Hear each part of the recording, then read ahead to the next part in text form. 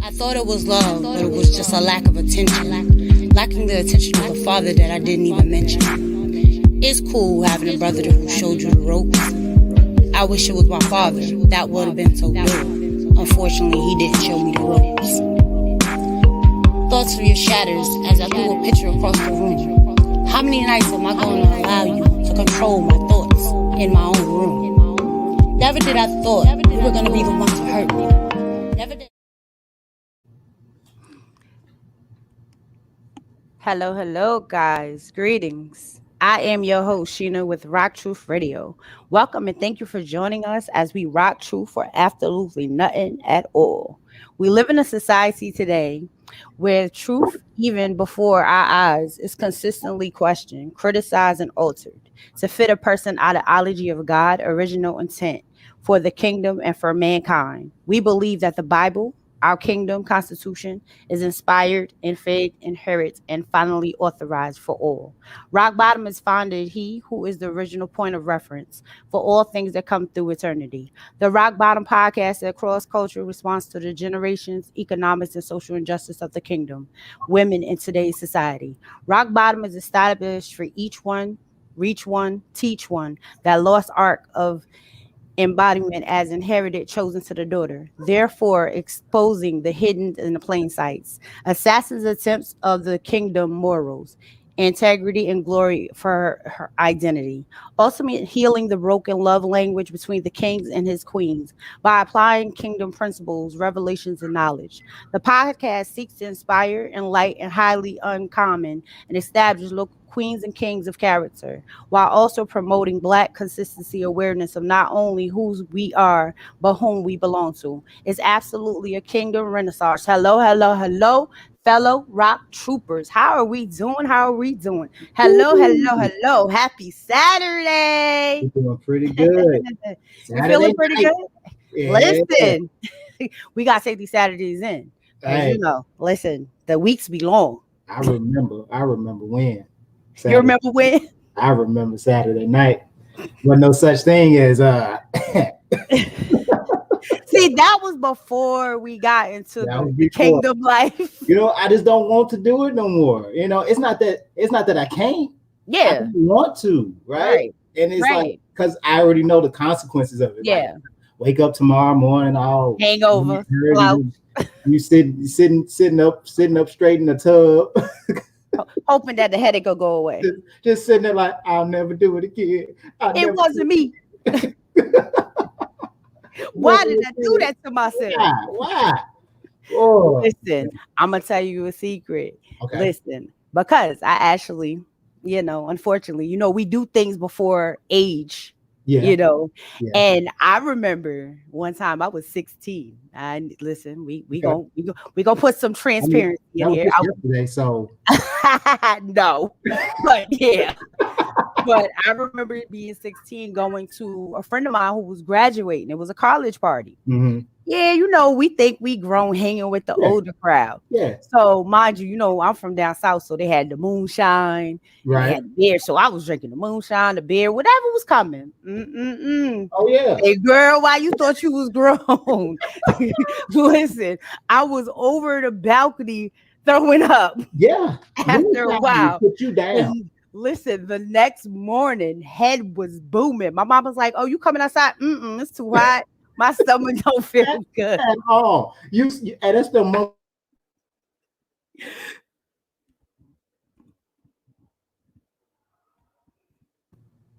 Did I just lose my signal? Yeah. You was frozen. You was frozen for a second. You was like this, like you was, yeah. My signal dropped out, but yeah, I remember days like that. Listen, never listen. I've been there. I don't need them. I don't want them. Listen, I tell people now I don't do hangovers. They don't feel good. The recovery, getting older, the recovery is not the same. Older, it don't feel good. No, there's no fun. There's no fun. I think the last time I had a turn up moment, it was my 38th, my 39th. Okay. It took me 2 days to get it together. Yeah, no. I said 2 days. Two, like 2 days because I was tired. Listen, I was tired because the first day you get Nova, all the alcohol coming out, you drinking, giving yourself replenishing Gatorade, Pedialyte, the next day you trying to recover from recovering because you didn't drink all that liquid. Overhydrated. Listen, absolutely. So I'm gonna throw the inspiring quote I have out first, and then we can do the word of the day that I have. So the inspiring quote that came to my email today, it says, "There are years that we ask questions, and the years that answers the question," by Zoria Hudson. Okay. Now, with that quote, is basically like me. I took it as, we go through life and we ask these questions why we go through things. Mm-hmm. And then later on in the years, you get the answer from what you've been asking the questions for. Because when it happens, you don't know why. Then eventually it comes later. Yeah. So I was like, dope quote. I like that. Yeah, it's just like sowing the seed, right? Yes. We don't understand that everything that we do, anything that we do, is just us sowing a seed. If we ask a question now, we may not answer that question for some years. Mm-hmm. There are questions that I have asked myself at the age of 12. And still ain't got the answer. I ain't even close. I'm not even close, right? But we don't realize that that's what we do to ourselves. Like we do that with our children. We do that with our finances. We do that with our spiritual lives. We do that with family. We're always sowing seeds that down the line come to fruition. And then when you sit there, you're like, oh yeah, I forgot about that. You have that aha moment, be like, oh, that's why that had happened. Right. That's what that was for, to answer that question. Yeah. Yeah. But see, sometimes the answers come quick. Like I remember asking a question, and it's crazy, but I had asked a question about a relationship I was in. Okay. And I said to God, I was sitting in my, my moment, and I'm like, if it's not meant to be, show me. Yeah. And he did. And it was crazy. Like, I think within a few weeks he showed me, and I'm like, okay. All right. Like certain things just don't take long. No. And what's crazy was he showed me by showing the person's true face after they did what they did the first time, that they were still the same person. So I said, all right, you answered my question. I got it. I got it. They gotta go. I got it. You know how to cook, right? Yes. You know, it takes 30 seconds to cook an egg. Mm-hmm. But it take 4 hours to cook a brisket. Right. Some things just take time. But other things, it takes nope, I'm giving it to you, Johnny, on spot. Let's go. You need to know this tonight. Right now. Give you 3 good weeks tonight. Right now. You be because sometimes you got to be careful what you ask for. Yeah. Because when you ask for, because matter of fact, that's kind of like the conversation we had through the situation. Yeah. And it's like when you ask the question and then when it comes, you're like, wow, I didn't know it was coming that way, but he didn't say how he was going to deliver it to you. God works in mysterious ways. His thoughts are not our thoughts. His ways are not our ways. Nope. He going to do things his way. And they work out for our good every time. It may hurt. It may hurt, but it's for our good. Absolutely.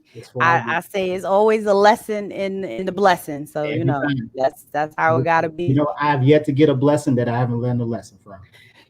You're right. Listen, I definitely agree on that one, because I sit back and I'm like, I've learned some things through the years. Listen, I'll be 41 this year. Yep. And I've learned, and I'm still learning. Because it's like, I sit and I'll be like, wow. Yeah. Okay. Yeah. That's like the word, like today. What is it? What did I say it called? Harbinger? Yeah. Harbinger. Now, I'm gonna let you know, I had never heard this word before. I didn't know what it was. Yeah. And I get words that come to my phone per day. It was just a great experience to educate yourself, continuously to educate, learn something new. Right. So I take words because I like to do crossword puzzles, and I have this computer game. I think it's called worm words or brain words or whatever, but you got to just make words out of the letters that they drop, and you just create word capade. something like that, but it's like you create the words and you get points from the words you create and stuff like that. And the bigger the word, the more points. Yeah, and you go to different levels. So wordscapes. I got it. Yeah, I got it. Yeah, I got that. Listen, and it's like it's a great way to learn some stuff. So for those that don't know what the word means, it says a person or a thing that announce or signal the approach of another. Now, Will was, he was schooling me because he knows this word. So tell them what you was telling me about the word. So this is a word that's commonly used in comic books. So when I say comic books, I'm talking about like Marvel, DC, anything that's comic related. And what it usually goes for is someone that is the deliverer of news that someone is coming.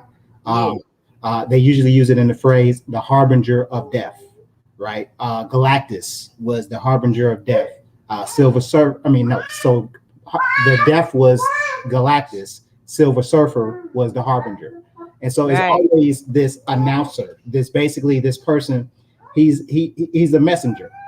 And that's what it really boils down to. He's a messenger, and he's bringing a good message, or he's bringing a message or a bad message, right? And here's the tripped out thing. Per the Bible, we, those that believe, are harbingers, right? Because we bring a message to the people of this world that, hey, there is a king that is above all kings. There's a Lord that's above all lords. And we ought to operate. See, this is what I'm talking about. See, that's they listen. He said he ready to be a part. He said he wants to talk. He wants to be the harbinger. They need their own show. And he'll do that. Like he has no volume control. I don't know about your babies, but no volume control. He is always on 1,000. They used to be always on 1,000. They get to their moments to where they kind of calm it down, but they have their moments. I'll be like, wait a minute, we in the house. Why y'all screaming? And y'all right there. Calm down. Like I'm sitting next to you. What are you doing? Yeah. Like, what's going on? Right. So, but yeah, harbinger. Yeah, that's a common term in comic books, and we don't use it a whole lot. I'll tell you like this: I don't use it a whole lot in general conversation. I'm not be sitting around like, yeah, I was walking around, and the harbinger came and brought me. The harbinger just showed up. Like that's not. That's not a phrase that that I'm used to hearing. And if I do ever hear it, I'm like, wait a minute. Who is this person that's about to do all of this stuff? Look, who's delivering that message? Wait. Right. Like, hold on a second. So yeah, absolutely. That's a good word, though. That's a good word. See, and that's why I say education is always great. You always learn something new every day, and that was my new thing for today. I learned a new word today. See, I educated, and that's what I like. Yeah, that's dope. Education is a great thing. So how was your week? Like, I haven't seen you in a while. How's your week been?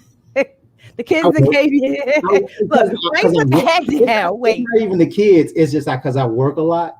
I work a lot, right? And so when I get off work, I really just be trying to like break down, and it'd be like, no, time to play. And I'm used to it. But it'd be some weeks where I get home and I'll get to my day off, or like I don't know about you. This is what I started doing, right? So I can have some me time, right? Okay. I've started waking up at 4:30 a.m. Ooh, okay. Right. But okay.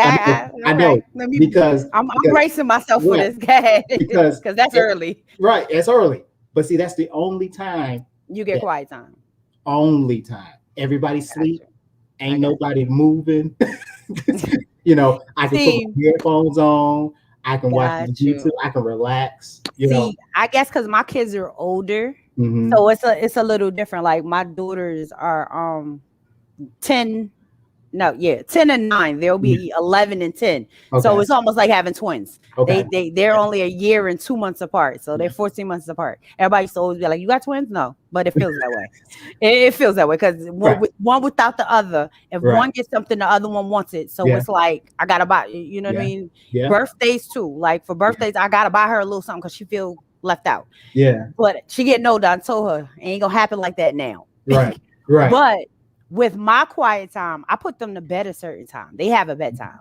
Okay. So when they go to bed at like 8:30, 9 o'clock, I take from 9 to whenever I go to sleep as my quiet time. Okay.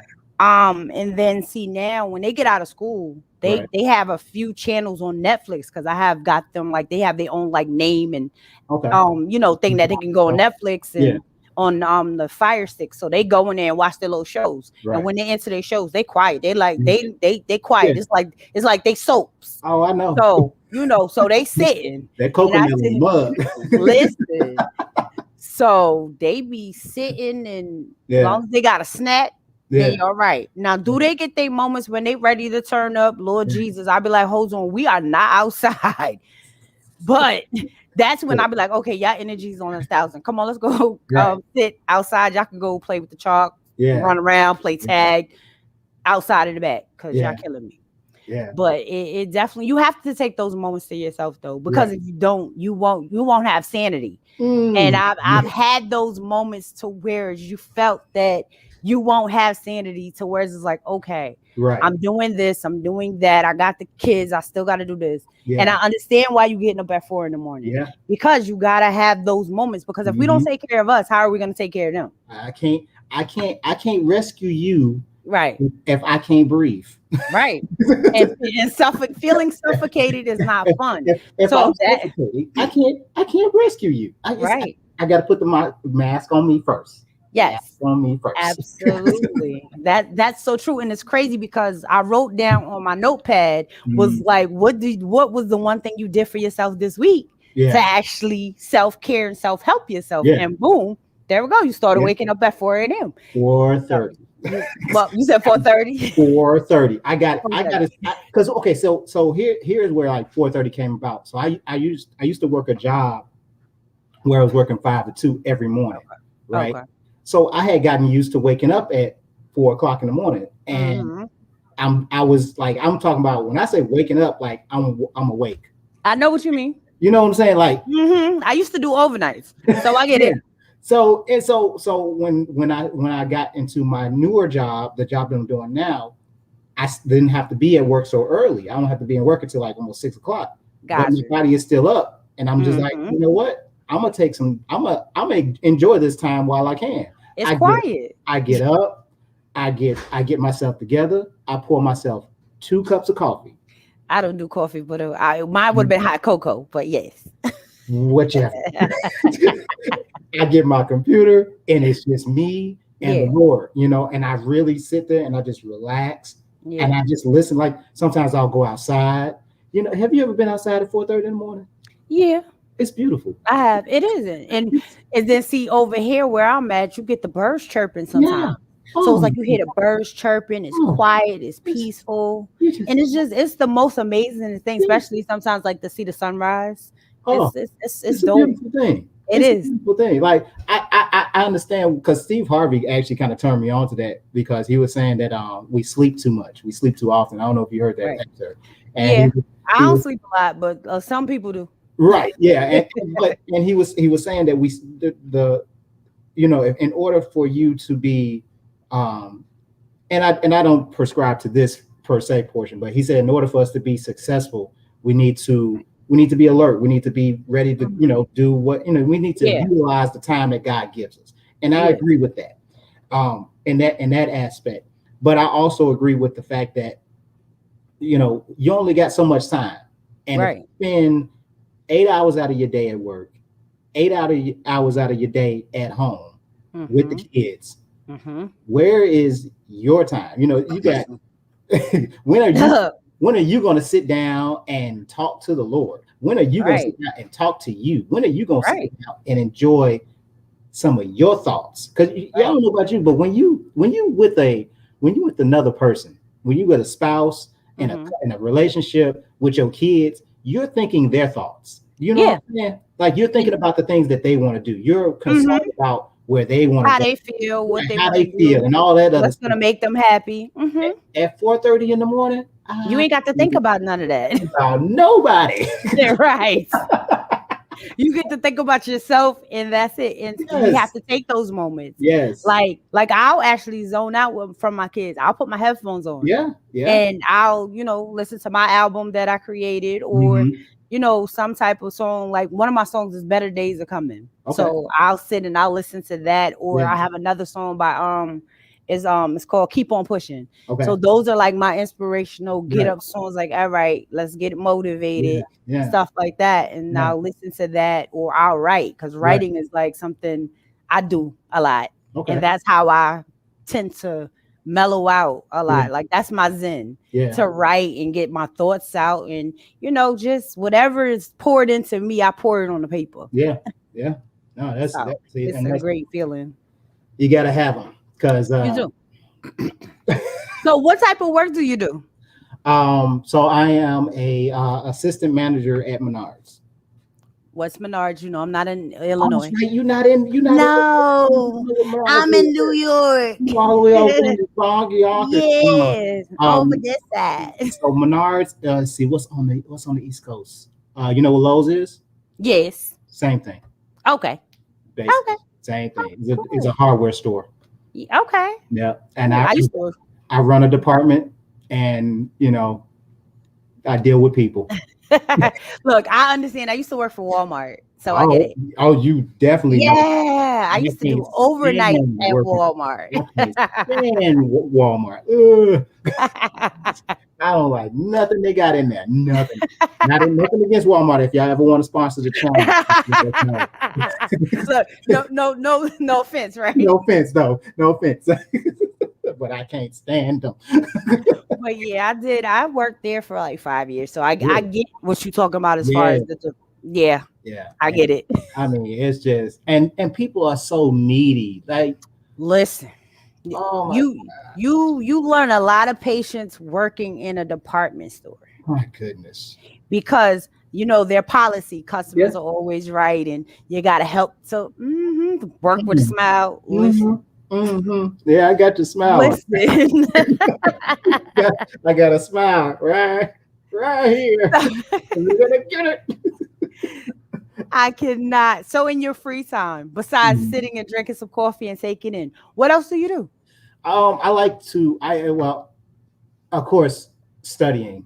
I spend a lot of time studying the Word of God. You should see my library; it's ridiculous. At least in my opinion, it was not nearly as big as my uncles and all them other big name pastors that I know. But I draw. I'm actually an avid drawer. Graphic design. I'm getting into the videography. Okay. That's not my strong suit. No. I was. In school, I went to school for graphics, and I had a buddy of mine. He went to school for videography, and we had actually opened a graphic design studio together. And he would do all the video, and I would do all the graphics. And we just kind of, grew up, getting older and whatnot. I mean, we still talking, whatever. But I had never really experimented with the videography. I used to always watch him, and I used to always be fascinated, like with the stuff that he would come up with, and. So now that I'm doing this, it's like that Mary's got the graphic side, like and I'm just like, I want to do stuff. So videography came into play. So I started, messing around with the video and learning how to put clips together and stuff. So but you never would have thought that's not your strong suit, because like when I see your videos, I'd be like, yo, that's like dope. I'm just as surprised as you are. Like, that's dope. I would have never imagined it wasn't your strong suit. Just as surprised as you. Now, I will tell you this. I am really. I don't want to say like I'm over creative. But I'm very creative thought wise. Like You're very ambitious. I'm very ambitious. Yeah. That I'm very I don't mind making mistakes. Right. Because that was something that we learned in art school. Because I used to love drawing everything perfect, right? I used to sound like my daughter. My daughter likes to draw. She needs it perfect. I need it perfect. I used to draw with rulers, and wow. I went to school for architecture too. Yeah. Oh, and yeah, listen, see, a little bit, right? Bags of no, little bit, a lot. But go ahead. It's a lot. It's a lot going on in architecture. Yes. So, but I went to school with all that, and I got to a point when I was working with fine arts, and my teacher pulled me to the side and was like, "Hey, why are you starting over? I've been working on this project, and it took me like 3 or 4 tries to get it right. He's like, why are you starting over? Like, your art looks great." And I was just looking at him. I was like, "This is trash, sir." And he was like, it looks awesome though. It's because of the imperfections. And that's when he said that, something went off in my head. And it was because of the imperfections that makes it art. Right. Because it can't, or everything can't be perfect because we're not perfect people. This is what tripped me out. This is a person at that time that, in that time of my life, yes, I'm a Christian, he's a Christian, but he expressed something to me. He said, when you look at nature, when you look at what God has created, you show me one straight line. That's true.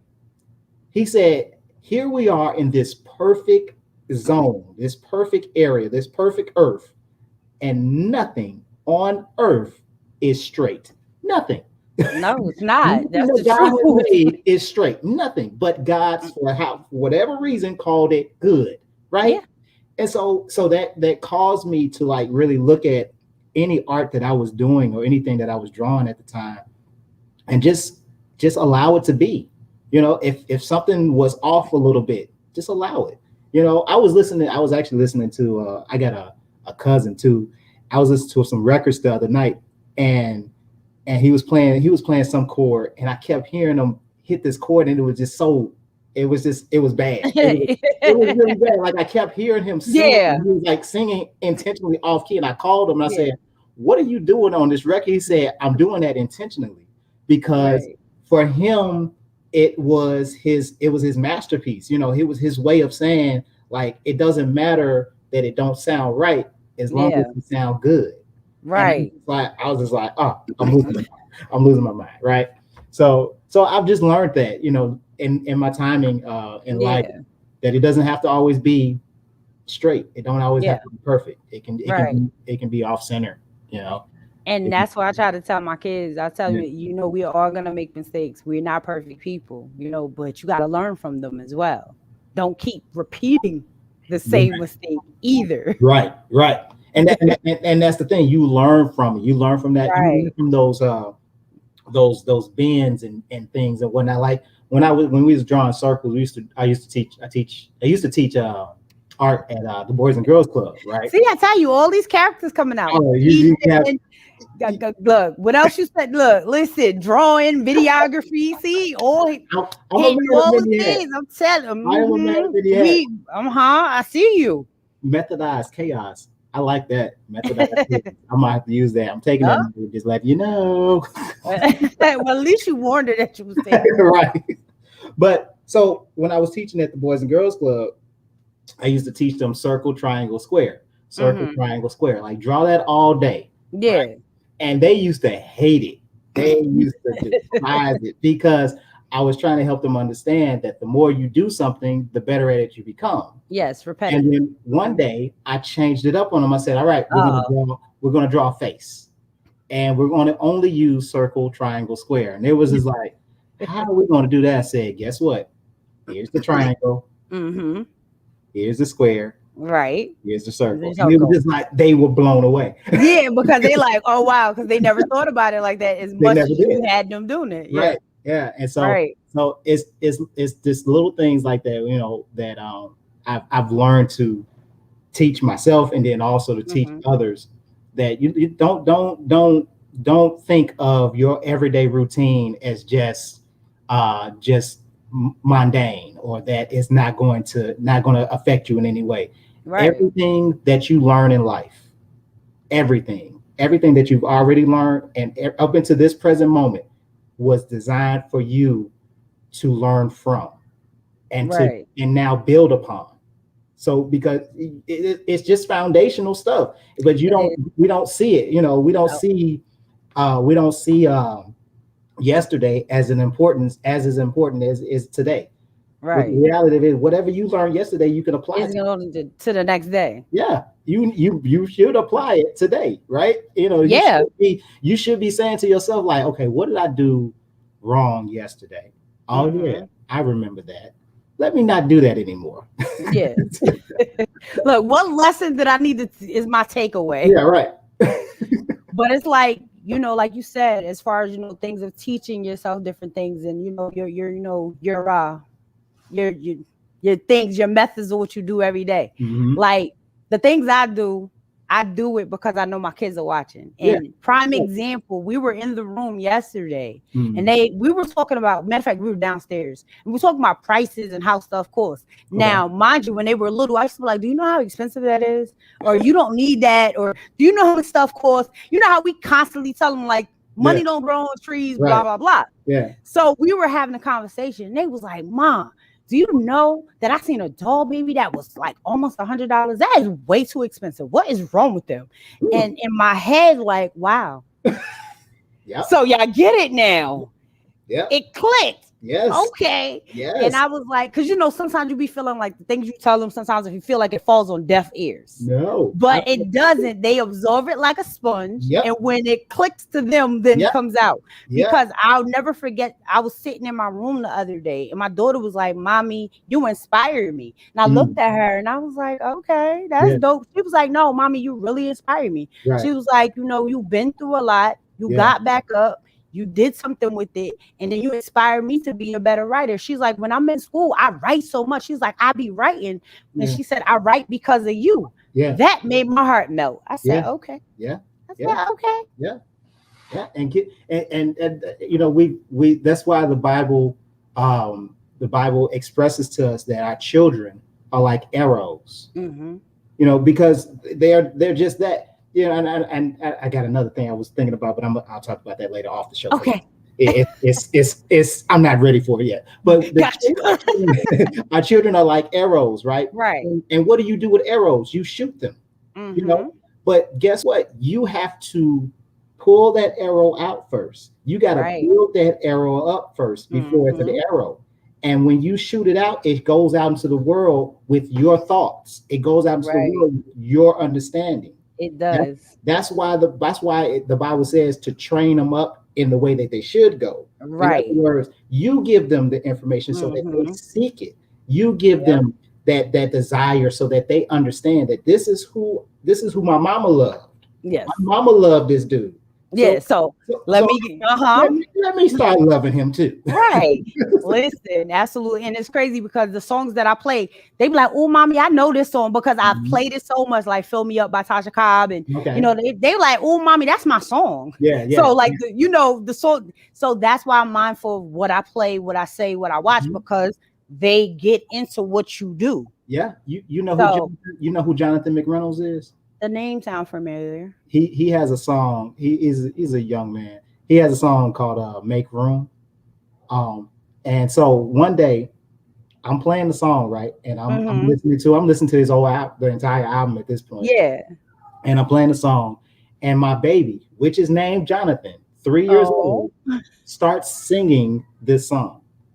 And I'm talking about verbatim. Singing, like going, no words. And I'm just looking like, what is going on right now? Because he making the hand motion and he doing the runs. It don't sound like it don't sound like Jonathan McReynolds. Yeah, but it's his Jonathan song. Yes, and it was blowing me away because for me, I was just listening to some music. I was just enjoying the worship, and here it is. It didn't soaked into him in such a way that now is his. When I say it's his favorite song, hear me on this. Let me get close to the camera. This baby will get my phone and play the song and play the song all day. Wow. All day. Yes, he has.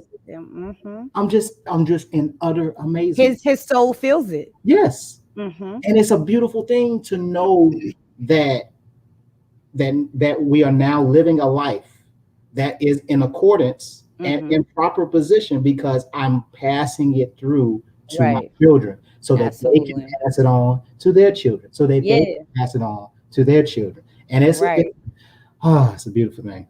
It is. That's just like I remember before COVID, because right now I'm not going to nobody's church at the moment.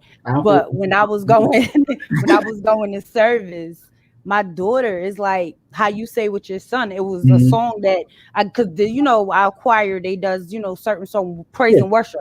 Yeah. So she got this song that she likes, and I swear she hops up. Yeah, she waving. I said, I just sat and just looked at my daughter one day like, whoa. But what shocked me was my youngest one. She never wanted to go to church. She like, I don't want to go. You know how you have one that wants to go and the other one that don't. Yeah. And one Sunday, she was in church up ready to. I said, oh, wait, what happened? What I missed this morning? What is going on? Look, what was in your Wheaties? Yeah, it's a beautiful thing. Oh, okay. Because they're learning that foundation. They're learning that proper the proper position to be in, so that they can experience that life for themselves. Because and don't get it twisted, they are living their lives through you right now. You know, everything that they do is because of what you're doing. It's not because of what they're doing. It's because you go, they go. Basically, you know.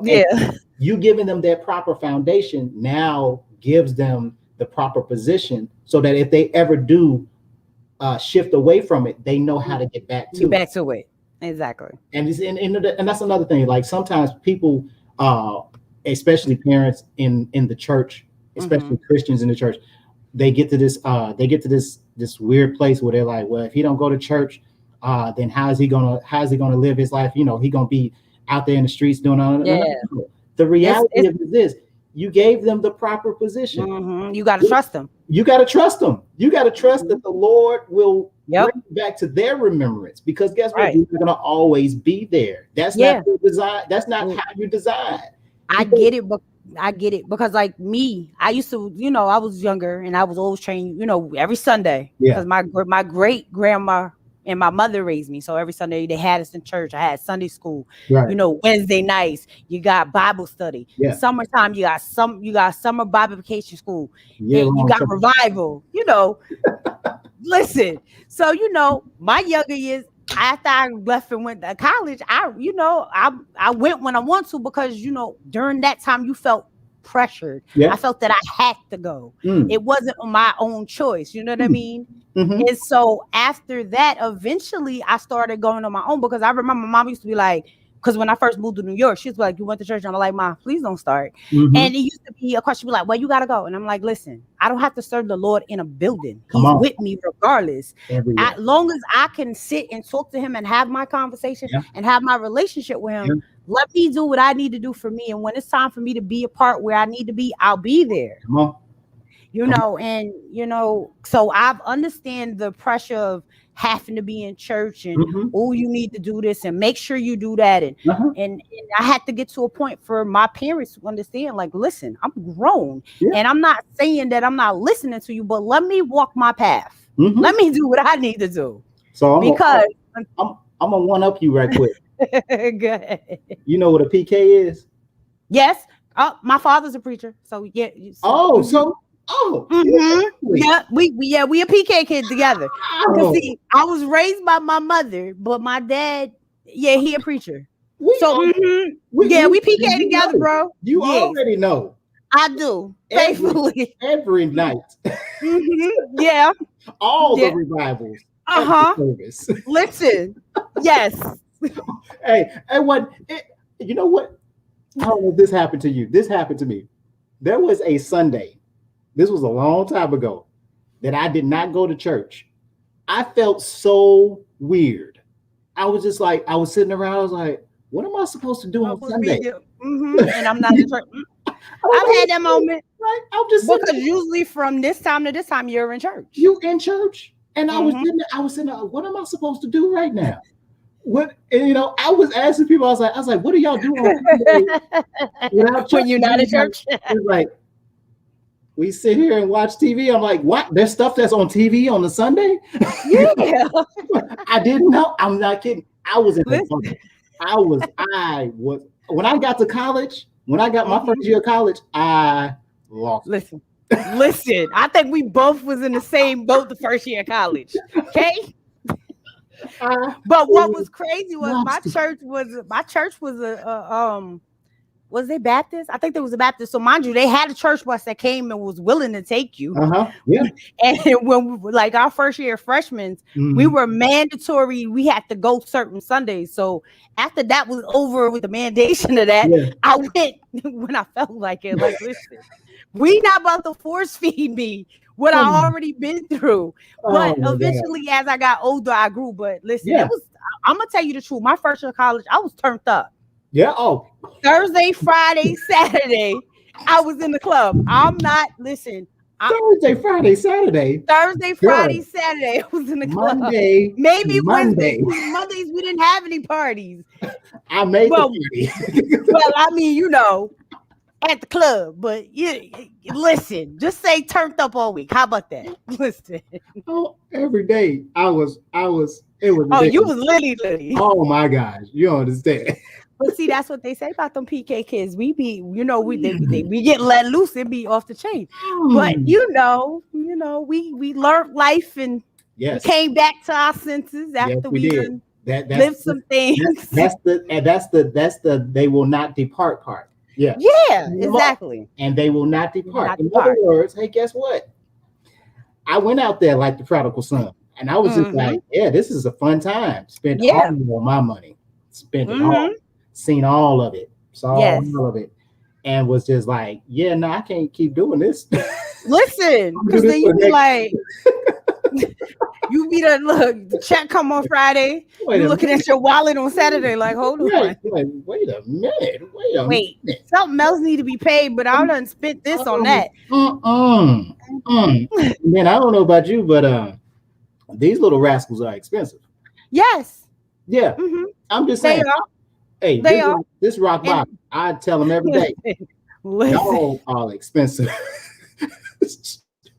And I got 2 girls, so I would imagine you really.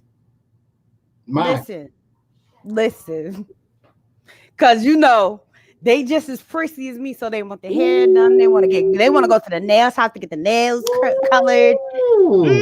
Yeah. And they want sandals, dress, $90, and because the wife, she go get her hair done, it's like $200. Yeah. So, see, I learned to have friends that knew how to do hair because when I've been to the hair shop, got that $200 braid done, been in there all day long to get these braids. Yeah. These jokers, I've been there. These jokers, the wife expensive, the kids expensive. My niece, everybody expensive. Everybody expensive. You know how much money I get to spend on me? None.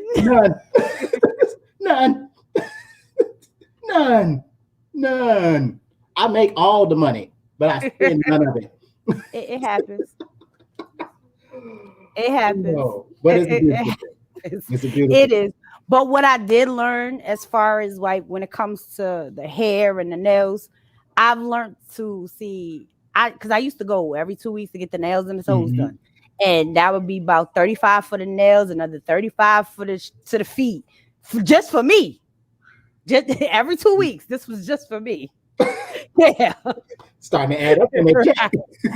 So I was like, "All right, Sheena, what do you need to do?" Because then I had to clarify what was more important. What was, because one, I'm a single mom. Like, all right, you got some things you need to figure out, and we gonna have to budget and rearrange some things because now they about this age and they want this and they want that and they need this and they girls, so they growing up and they need these and all the etceteras and accessories. I gotta get the hair accessorizers and underclothes and shoes. And then my youngest, she growing out of everything, so it's like, listen, like do father, hold on, wait, hey, stop, don't grow no more. Like, I just bought you some size 10s here. Now you over it. No, you gotta stop. Yesterday. Right. So, it's just learning how to prioritize things. Like when it came to the hair, I started learning to have friends that do hair that cuts the cost. Yeah. Because listen, that paying $200 to get that nice, straight, nice, braids going down. You be in there for like 13 hours. Okay, I'm gonna go get me some crochets done, and my homegirl know how to do it for 45, and it takes me about 2 hours. All right, that sounds like here. Yep. I ain't doing all that. I'm gonna one up you right quick. Another one. Yeah, let me one up you right quick. I know you got girls. No, all right. I have a total of 5 boys. 5 of them. Mm-hmm. 2 from the first marriage, mm-hmm. and 3 at the count. Yeah, I had to count. I'm sitting there like, wait a minute. I'm like, he said 5, so you only need 3 more. Yeah, 5. I got 5 boys. You know how much that costs? A lot. The barbershop? A lot. The barbershop. I've had my head shaved. So a lot. Because my barber, when I used to go get my designs, because see, my sides used to be shaved, so I wanted down shave. I want a fly design. I don't want no simple nothing. Yeah. So that was $35 a pop. Yeah. And I'm just, and then because we already out. It's Saturday. We already out. Daddy, can we go to get some ice cream? Mm-hmm. We hungry. We want to eat. Oh, you want to eat, huh? Yeah. Making that, put that hair back on your head, and then take that $20 out there. They don't want to do that. And then, can we go to the mall? Oh, right. I want to go to the mall and walk around. You want to go where? To the mall and walk around. Yep. No. We just spent all the money on it. They don't hear that though. They don't hear us see that. I had to break it down to my daughters one day. I'm like, listen, let me break, because they were like, oh, I didn't know you have to pay for that. Yes, it's not free. You know the light that's on. you know that light that you leave on in the room, and I be like, you not in there, cut it off. Were your kids afraid of the dark? Yeah, they still afraid of the dark. What are you talking about? They still afraid of the dark. Talking about they want a night light. Stop playing. They sleep with their TV on because they don't. I used to keep the light on. No, listen. They sleep with their TV on. Yeah. And I'm just like, look. Wait. One night, you know how the cable tends to reboot and cut off? Yeah. So one night it went off. My daughter came in my room crying because she's that terrified of the dark. Wow. She came in my room bawling. I'm like, what's wrong with you? She's like, Mommy, it's dark in my room. I said, oh God, girl, it's 3-4 o'clock in the morning. Right. If you don't go to bed and leave me alone, like, wait. Everywhere. I'm like, look. The darkness has come. Okay. Yes, it's nighttime. But I had to cut the light on in order for her to go to sleep. Right. So, but yes, mind you, she's 10 and she's still scared of the dark. So but see, I can't even say that because I can't go to sleep without the TV on. That's something I've been doing since I've been a young kid. Yeah. So it's been a habit that I've been doing. It doesn't feel right to be quiet and just silent. Yeah. It takes me forever to go to sleep if it's silent. So wait, check this out, right? That brought up a funny story. So I went to, I don't know if you know where this place is at. You probably don't. It's okay. So I got a buddy. I got a pastor, Chris Lyons. He invited me to Memphis one year, and so me and him, we go down to Memphis, and he wanted to go spend the night at his mother's house. Now his mother lives about 30 minutes from Memphis. Now Memphis is already backcountry. Okay. Yeah. It's country already. He wanted to go into the country. Okay. Like the backwoods, like where it's quiet, like where I'm from in Cross, South Carolina. I know what the country you talk about because I'm from South Carolina. So yeah, and it's like real backwoods. When darkness fell, like, hey, it's dark. No, it didn't like slowly get dark. No, it turned black. It was just like, I was just like, and no street light, right? Nothing. No lights anywhere.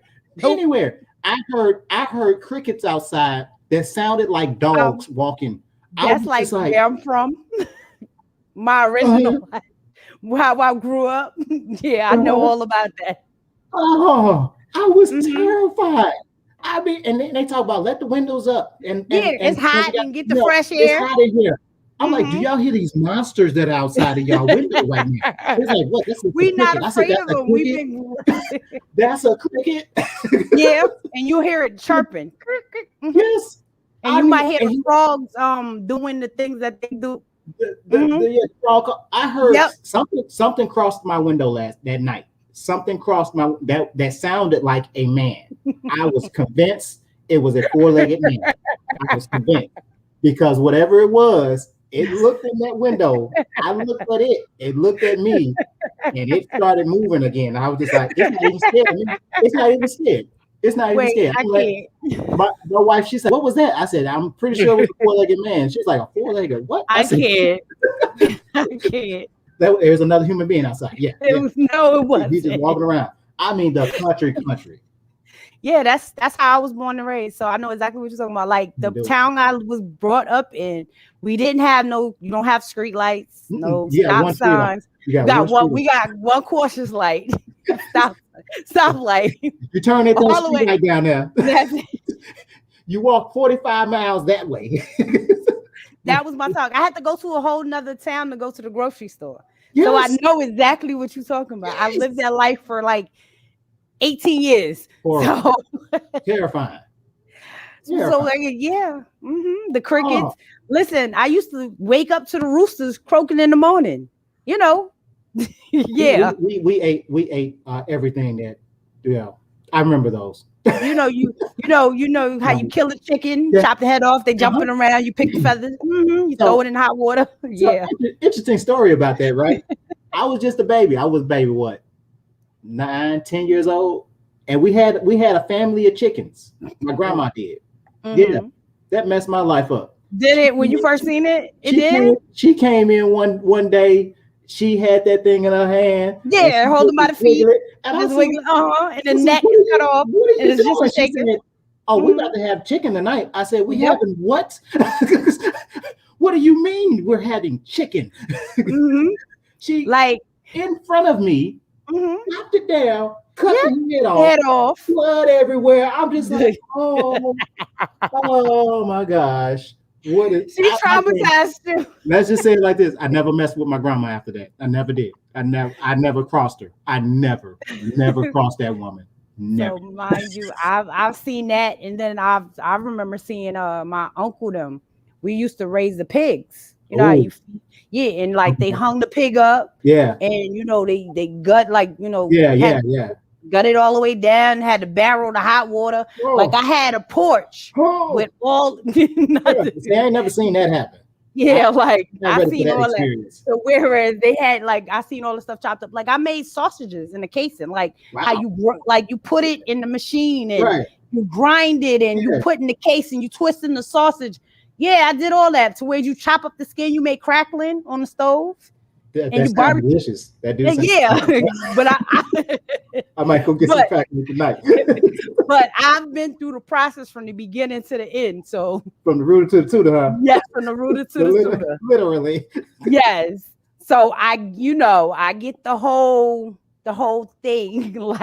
So I've been through the life of So that's why I couldn't be around.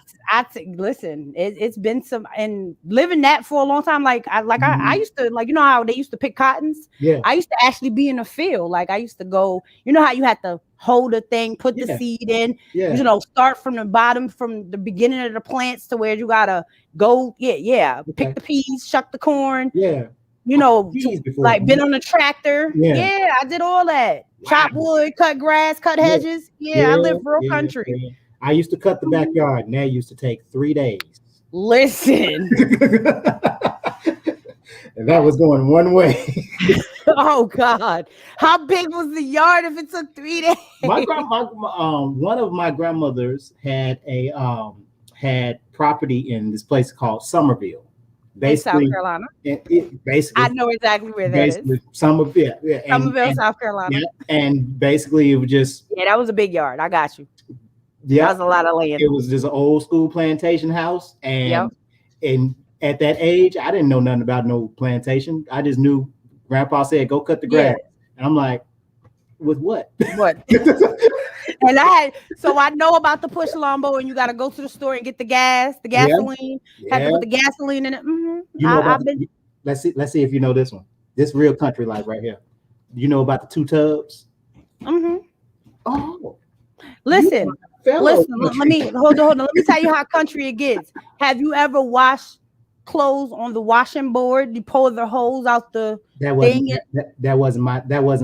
No, I seen my mama do it. So this is how old school it gets. Yeah. So whereas before the washer, you have the hose that comes out, and you got the washboard, the big old the tub, and you washing the clothes by hand, hanging it up on the line outside on that, Well, I remember seeing it, but it wasn't. I had to do it. I had to watch. Yeah, that was Big Sis job. That was Big Sis job. See, and unfortunately, I was the only child by my mother, so I was Big Sis. You was all the jobs. She was like, well, look, you got 12 chores. Like, wait a minute, we have some kids around here. Nope. And then we had the wooden stove, so you had to chop the wood outside. Take the axe, chop the wood, cut them in 4, bring them over, put them at the door, so Grandma can get the wood to put in the fire. Mm-hmm. The fire with the chimney. Yeah. And I, I used to wonder like how my grandma got so strong. That would be that's how. Yeah, she was out there cutting down timber. Tree. My kids be like, "Mommy, how you so strong?" Because I used to work on a farm. Yeah. That's why. I mean, just straight up, this woman strung me up by my legs and whipped me. She did. Hey, wait, have you ever had a whooping upside down? Yes. I've been whooped upside down, y'all. And they not fun. Because you really can't go anywhere. No, you can't wiggle. There's no running. They got you. You're not going nowhere. They're not. She got you by one. This lady had both of my feet in one hand. I tell my kids today, I said, listen, y'all will never survive what I survived. I told them that. I said, how mouthy y'all are and how lazy y'all want to be, y'all will never. I said, my great grandma would have murdered y'all. I had to protect my baby one time because this was before his grandmother passed away. His great grandmother passed away. Yeah. And we at her house, right? And we having dinner. She had cooked just a little bit. And the rest of the family was there. And he was still learning proper manners, right?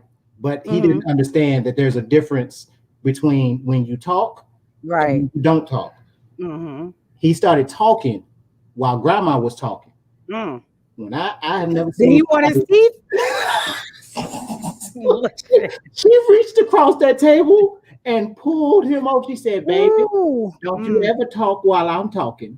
And I was just sitting there like, right, Grandma, just let him breathe. Let him breathe. She was about to tear him up. I had never seen the fear in him of the Lord was in that baby right there. He's like, what's happening? She had him by the neck, baby. And he was like, yeah, he was about to go down. I said, Grandma, I love him. Just let me. Can I have him back? Too, baby. Have him back. Like I told my kids a story. Now I never forget. And this probably was the last time I ever did it ever again in my life. Yeah. Because growing up, we was taught not to say certain stuff. Don't say lie, say story. Don't say damn, darn. You know the proper ways of speaking and et cetera, et cetera. So one day I remember being in the kitchen right after church. And we had this bench that was right by the cabinet. So I was standing on it. Me being grown, I was little. I don't even remember how old I was, but I remember jumping on it. Yeah. And next thing you know, I was about to fall. So I was like, dang it. And I shouldn't have never said that. Because Grandma was coming around the corner. What? And that what came out and she smacked me right in my mouth. I think I thought my life was about to flash because I had to hold on because there was no stability. So I was about to be somebody flying somewhere. I'm grateful. I'm grateful that your grandmother allowed you to live through that. Listen, because she was about to kill me. She was about to take my life. I was like, I want my teeth for my things. My goodness, it was rough. Yeah. It was rough back then. Yes, and rough. I tell my kids that now. I'm like, y'all will never understand. There's no way. Cause like now they be like, "Ooh, mommy, you can't do that. You're not supposed to be, you know." Da, da, da, da. I said, call them. I'll call them for you. How about that? Call them for you. How about that? Matter of fact, you let me know. I'm going in the opposite direction. I'm not gonna be around for this whooping. Listen, you bugging. To this day, like, what? I don't know about you, but to this day, I can't cuss around my mama. Listen, if it came out, I always say excuse me. Yeah, but as far as just me, no. I have like my little sister. My little sister, she ain't no more than, I think she's 10 years younger than me. She can, but when I was growing up, no. And listen, my mom would be G checking me now. She be like, "Sheena, don't start." I'm like, "All right, mom, you got it." Like, I'm not fooling with you. You good. Like, listen, when I know, like I've got to the point to, I don't curse or anything. So when my mom do get on my nerves or whatever, like, "Mom, I'll call you back. I told you later. I love you." I just remove myself because I love my life. Right. Team carrying me. I love my life. Hey, I don't know about you, but I'm convinced my daddy will still whoop me. I'm convinced my mama will still whoop me. So I'm not taking it. I'm not taking that chance. Nope. I'm not. My mother jacked me up so quick. I'm good. I'm 39 and I just don't want to get whooped. I'm not playing with her. I be telling my kids all the time, I said, y'all play with my mom if y'all want to. Yeah. I said, I'm not. Y'all can be the fool. Yeah. I'm not. When y'all get done, y'all let me know. Holla at me. I'm gonna ship y'all. Listen, I'm putting y'all in the box and shipping y'all right there. I'm not fooling with y'all with that woman. At all. I'm good. I know better. Listen, that's the fear of the Lord right there. Yes. Ooh. Jesus Christ, amen. It is 8:02. It's 8:02. Yeah, you're right. It's 8:02. It's 7:02. And the white. Oh, well, you know. In your central time. They actually was quiet. They stopped. They was running around. Because they were upstairs running around. I seen them go behind you room earlier. I see them. And I told them we was gonna go get ice cream after the show. So they ready. They like, look, it's 7:02, sir. We want ice cream. Ice cream time. They like They like hello. Oh man. Hey, I appreciate this time. All day. Guys, let's thank Will for being here and entertaining us. Listen, thank you for tuning in to Rock Bottom. As always, we don't look like what we've been through. We will be back in 2 weeks, which will be June 19th, which will be Juneteenth. Yeah. Juneteenth. Yeah. So, we're going to come. We're going to enjoy on our history and embark on some great things. Absolutely. So, we love y'all, and we will see y'all on Juneteenth, on June 19th, guys. We'll be here. Stay tuned. Peace. Peace.